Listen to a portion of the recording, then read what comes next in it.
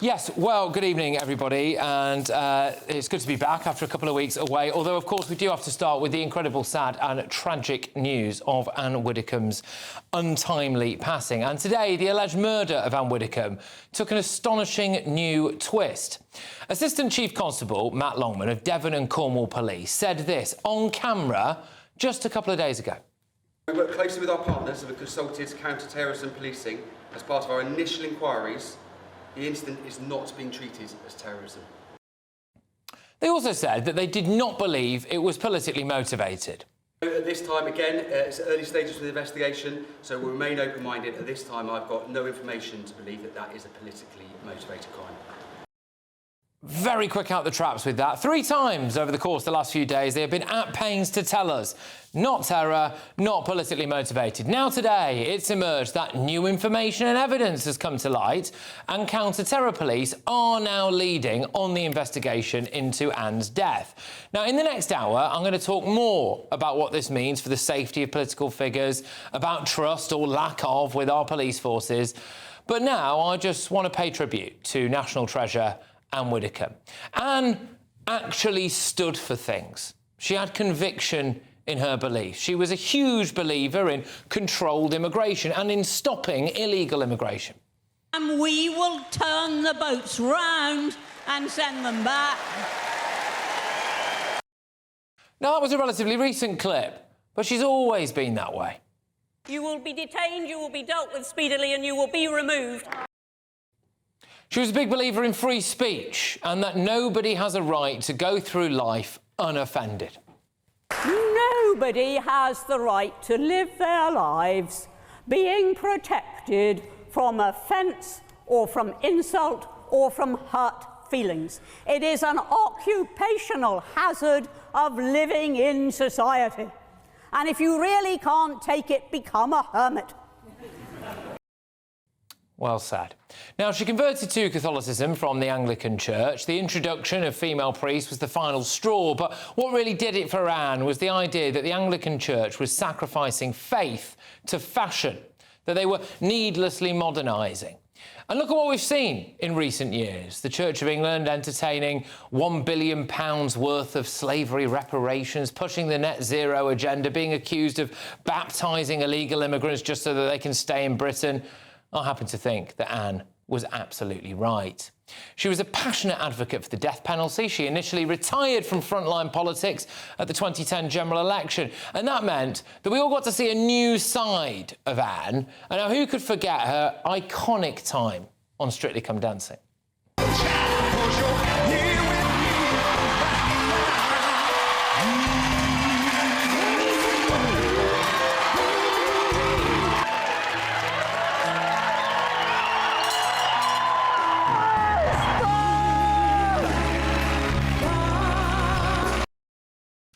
She actually finished, I believe it was runner-up on Celebrity Big Brother, even putting India Willoughby back in his box in the process. Voted for Brexit, and politicians set about undemocratically ignoring the will of the British people and felt that she had to take a stand. As she became an MEP for the Brexit Party in the southwest of England.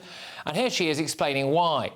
I mean, I share the frustration of the entire nation, which is that Parliament is making a complete mess of it. They're bringing Britain into disrepute abroad. We look idiots. And my view is we need to send a very strong message to both major parties that we expect the result of the referendum to be honoured and for it to be done quickly and efficiently. One of the things that always stood out to me about Anne was her ability to have a respectful debate and to disagree with people in a polite manner. There's something very British about that. Just unflappable, wasn't she? Unflappable. And that shows the calibre of human being that she was. Truly the very best of British. Unlike, and I'm sorry, but I can't let this go, unlike many of the people on the left. Anne had only recently been pronounced dead, and Adam Boulton starts gleefully discussing her sex life on national television. She was very much a spinster. I mean, by the end, I think you'd probably describe her as an old maid. Reportedly, she claimed that she was a virgin. She had a relationship at university. She went to Oxford University into an all-women's college, of course, where people like Edwina Curry knew her as well. She had a chaste but doomed relationship with a man who's now a banker, and really from that point on, she was not interested in having personal relationships and very much dedicated herself to her activities. What a disgusting man. He says, oh, it's all on public record. Oh, bore off. I mean, this, by the way, is also on public record. Yeah, she didn't like talking about it, really. She had been pretty clear on that, and Adam Bolton is a disgrace, in my view. And then you've got Peter Tatchell.